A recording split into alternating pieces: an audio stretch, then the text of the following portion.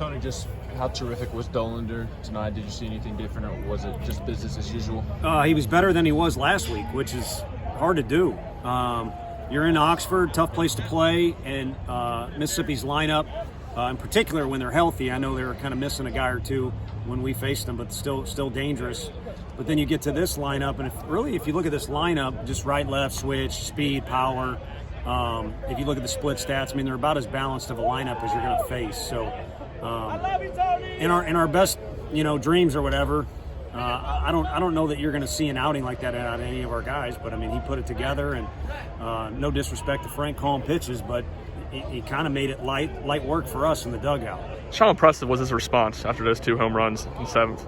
I think, basically you're asking the question because it was great. The 0-2 pitch is probably the one pitch of the game he hates. The rest is, that guy in the 3-hole is a monster. If it's possible to be as big as our 3-hole hitter, I think that guy's, in a different way, the same size. So I didn't even think he got it that good off the bat, but it shows you how strong and talented he is. So really, I think if he could just take away that one pitch.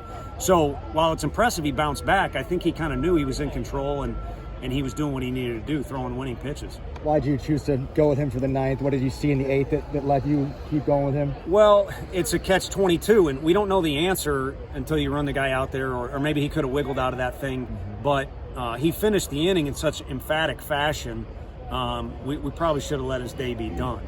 But at the same time, you got the catcher running in the dugout, and I'm seeing with my eyes, this guy's still rocking and rolling pretty good. And, sometimes it doesn't hurt to ask what Vanderbilt's thinking over there. I'm sure they were wanting him to be taken out of the game. At least I would be if I was in their shoes because of the manner in which he was throwing the ball. But that's a tough one.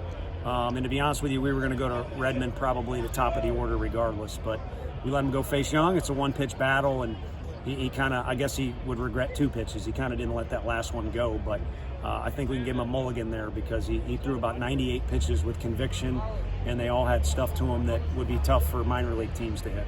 Is there something that stands out to you about Dolander and Burns? Obviously, they never faced SEC lines before this year. They seem to have faced all the tests that they've had to this point. Yeah, I think there's been a gradual buildup for Doe. First of all, he has last year's experience to rely on. He pitched against SEC teams last year, maybe not within the league, but you got an opening day or second day of the year against your former school. You got a Minute Maid deal. Fortunately, we got to open at home for once this year. So I don't want to say baby steps because that would be discrediting how good he's been. But it's kind of come along, and he seems to be improving each week. And I think to try and replicate this outing time in and time out again is a waste of energy for everybody. But to keep improving in a bunch of little different areas is something he's been doing. I look forward to him keep doing it until we don't have him anymore, which won't be after next year. How good did you imagine he could be when you saw what he did at Georgia Southern last year? And is this what you envisioned him turning into when you brought him in? Yeah, we thought he was pretty dang good. We liked our team last year. We weren't swinging the bat exceptionally well at the very beginning of the year, but he absolutely undressed our guys for a short amount of time. I believe he went 5. And again, you're at the beginning of the year. Your pitch count's not built up to go as long as he did tonight, but you kind of saw it coming.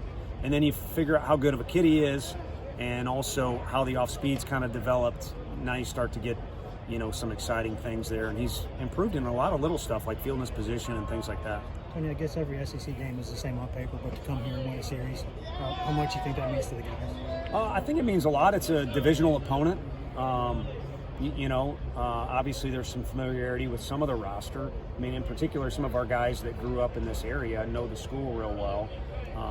But the goal of each weekend is to try and win the series. And if you win on Friday, you obviously improve your chances of doing that. They were able to do it tonight. So, and I wish I could be in their shoes. I think anytime you win a game in this league, it's pretty special. And I honestly haven't seen a lot of variance between the first game against South Carolina, or you could pick any of the other ones. It's been a pretty steady Eddie approach. Sometimes we perform better, sometimes we don't, but they've been impressive in that manner. What about big picture? First time Tennessee's won here since 2009. Just how nice is it to say that you all are on equal footing with those guys after the 20 years that Coach Corbin's put together? Well, the 20 years versus those 20 years have been pretty dang good. So, I think you got to put it into perspective. If we're gonna pull out swords and go up against every team in the league, including the school I came from. I mean, an actual sword. If you're going to compare, we ain't going to win that battle. But it's here now. So fortunately today we were the better team, and then tomorrow it's a new day. You can call it the third game of the series. You can call it whatever you want. Sunday. I don't even know what time the game starts tomorrow, but it's one game tomorrow. So you find out who's better on that given day. And again, it feels good to win this series. But I think that other stuff is kind of for you guys to write about. Two more. How pleased were you with the defense tonight after a couple shaky few games? It was great. I mean, the play Trey made was awesome. And then I didn't know that you could turn a double play on that guy, to be honest with you. I didn't know it was humanly possible. So I thought they did really well. In particular, not bringing at-bats out into the field. I mean, you saw some guys. I mean, Drew and Jordan had about as good of a chance as catching those home runs. I mean, nobody could have done it because they were hit far enough, but they seemed locked in on defense. And when they are focused, it's probably one of the better strengths of our team. Any more? All right, thanks, Tony. Thanks. Okay. Appreciate it. Thanks, guys.